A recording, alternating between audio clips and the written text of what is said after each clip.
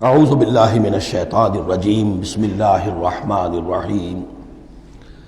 اب یہاں سے 6 رکوع میں نے عرض کیا تھا کہ نصف ثانی کو 3 حصوں میں تقسیم سمجھیے، پہلے 2 رکوع مکمل ہو گئے 11واں اور 12واں، اب 6 رکوع مسلسل چلیں گے غزوہ احد کے حالات پر۔ پہلے وہ غزوہ سمجھ لیجئے کہ تھا کیا۔ غزوہ بدر کا چونکہ تذکرہ ہوگا وہ تو سورہ انفال میں ہم پڑھیں گے، ترتیب مصحف اور ہے، زمانی ترتیب نہیں ہے، ترتیب نزولی نہیں ہے۔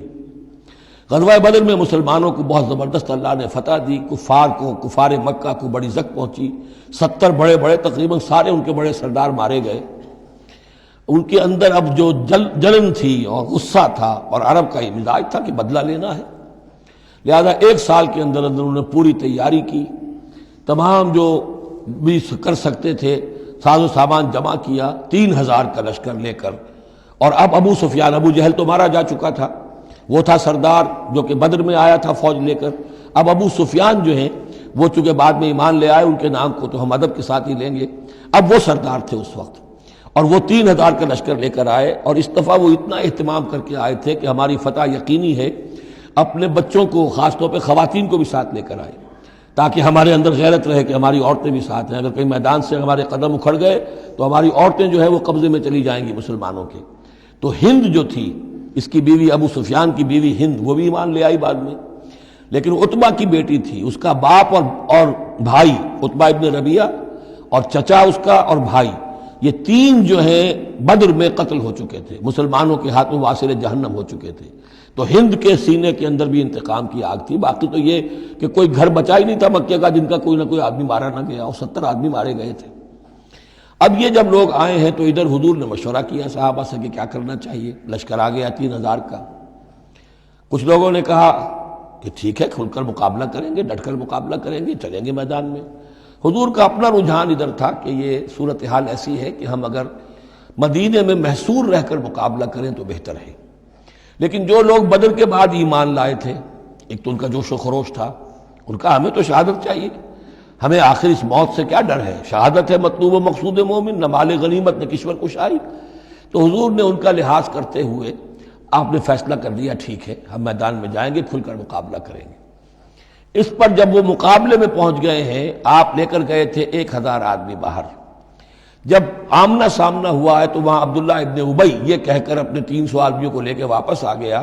اتفاقاً اس کی رائے بھی یہ تھی کہ کھلے میدان میں جنگ مت کرو، بلکہ یہ کہ محصور ہو کر، جو حضور کی رائے تھی وہی اس کی بھی تھی اس وقت۔ لیکن اس وقت وہ یہ کہہ کر کہ جب ہماری بات نہیں مانی جاتی تو ہم خواہ کیوں اپنی جانیں جو ہے جوکھوں میں ڈالیں، وہ 300 آدمی لے گیا تو رہ گئے صرف 700۔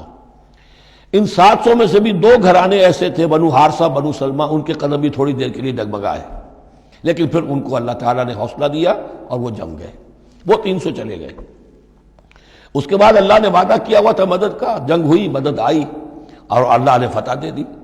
لیکن وہ ایک درہ تھا مسلمانوں کی پشت پر پہاڑ میں۔ حضور کو اندیشہ تھا کہ ایسا نہ ہو کہ وہاں سے ہم پر حملہ ہو جائے، تو 2 طرف سے ہم چکی کے پاٹ کے درمیان، 2 پاٹوں کے درمیان آ جائیں۔ وہاں 50 تیر انداز آپ نے مقرر کر دیے تھے کہ یہاں سے مت ہلنا، چاہے تم یہ دیکھو کہ ہم سب مارے گئے اور ہمارے گوشت جو ہے وہ کوے اور چیلیں کھا رہے ہیں، تب بھی تم نے نہیں ہلنا یہاں سے۔ لیکن جب مسلمانوں کو فتح ہو گئی، وہاں اختلاف ہو گیا کہ حضور نے جو فرمایا تھا وہ شکست کے سلسلے میں تھا، اب تو فتح ہو گئی ہے، چلو اب چل کے مال غنیمت جمع کرنے میں باقی تم لوگوں کا ساتھ دو۔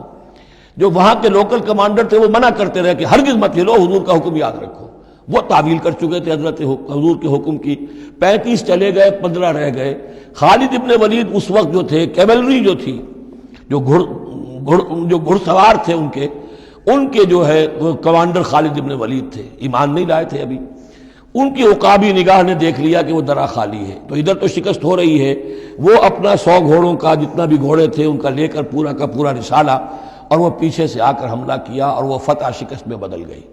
70 صحابہ شہید ہو گئے، حضور بھی زخمی ہو گئے، دندان مبارک شہید ہوئے، خون اتنا گیا کہ یہ بھی مشہور ہو گیا، کیونکہ بے ہوشی طاری ہو گئی تھی کہ حضور کا انتقال ہو گیا ہے۔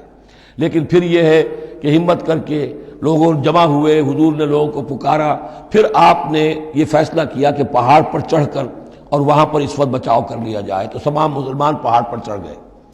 اب موقع یہ تھا ان کے لیے، ابو سفیان اور دوسری طرف جو یہ ان کے ساتھی جو کیولری کے سردار تھے خالد ابن ولید، ان میں اختلاف ہو گیا۔ خالد ابن ولید کا کہنا یہ تھا کہ ان کا پیچھا کرو اور ختم کر کے ہی چلو، یہاں سے پہاڑ پر چڑھو۔ ابو سفیان نے کہا نہیں، یہ بہت خطرے کی بات ہے، وہ اونچائی پر ہے، اوپر سے پتھر پھینکیں گے اور ہمارے گھوڑوں کا بھی نقصان ہوگا، ہمارا بھی ہوگا، اب ہم نے بدر کا بدلہ لے لیا ہے، اب ہم چلتے ہیں۔ وہ وہاں سے چلے گئے۔ بہرحال یہ ہے پورا سلسلہ کہ جس کے اب واقعات اس میں آئیں گے، تو ایک سکیچ میں نے آپ کے سامنے رکھ دیا ہے۔ وَإِذْ غَدَوْتَ مِنْ أَهْلِكَ تُبَوِّئُ الْمُؤْمِنِينَ مَقَاعِدَ لِلْقِتَالِ، اور یاد کریے اے نبی صلی اللہ علیہ وسلم، جب کہ آپ صبح کو اپنے گھر سے نکلے تھے، اپنے حضرت عائشہ صدیقہ کے حجرے سے آپ برآمد ہوئے تھے، تُبَوِّئُ الْمُؤْمِنِينَ، اور آپ لوگوں کو مقاعد للقتال، آپ لوگوں کو ان کے مورچوں میں بٹھا رہے تھے، یعنی آپ جب صف بندی کر رہے تھے وہاں اور مورچے معین کر رہے تھے۔ واللہ سمیع علیم، اللہ سب کچھ سننے والا اور جاننے والا ہے۔ اذ ہمت طائفتان منکم ان تفشلا، جبکہ دو گروہ تم میں سے ایسے تھے اے مسلمانوں کہ وہ کچھ کمزوری انہوں نے دکھائی، نامردی کا مظاہرہ کیا، ان کے پاؤں لڑکھڑائے۔ واللہ ولیہما، حالانکہ اللہ تعالیٰ ان کا پشت پناہ تھا۔ وعلی اللہ فلیتوکل المؤمنون، اور اللہ تعالیٰ پر ہی توکل کرنا چاہیے اہل ایمان کو۔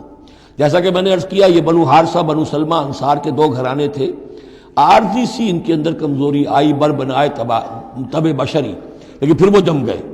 لیکن ان کی جو ہے ذکر قرآن میں کر دیا گیا، اور وہ اس پر فخر کرتے تھے کہ ہم وہ لوگ ہیں کہ جن کا ذکر اللہ نے قرآن میں کیا ہے، واللہ ولیہما، کیونکہ پھر وہ عارضی سی جو ان پر آئی تھی کمزوری، وہ رفع ہو گئی۔